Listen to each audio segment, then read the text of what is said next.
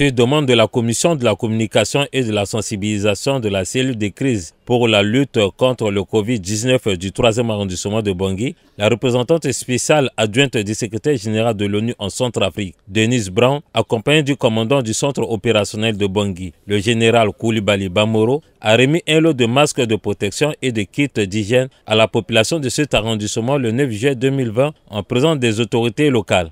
Le 3e arrondissement ne sera pas, Inch'Allah, le foyer de Covid-19 dans la ville de Bangui, comme le président déjà certains. Il faut éviter cela à tout prix en observant les mesures barrières déjà prises par nos autres autorités.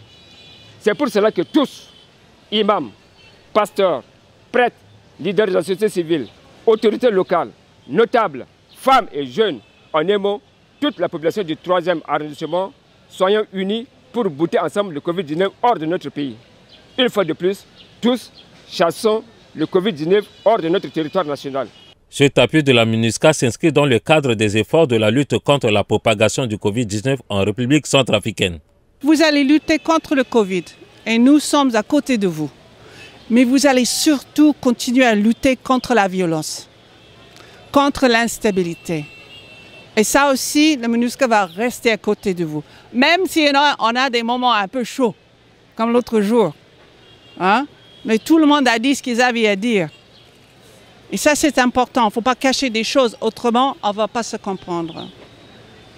Mais surtout, vous luttez pour l'avenir de votre communauté, vos enfants, vos familles.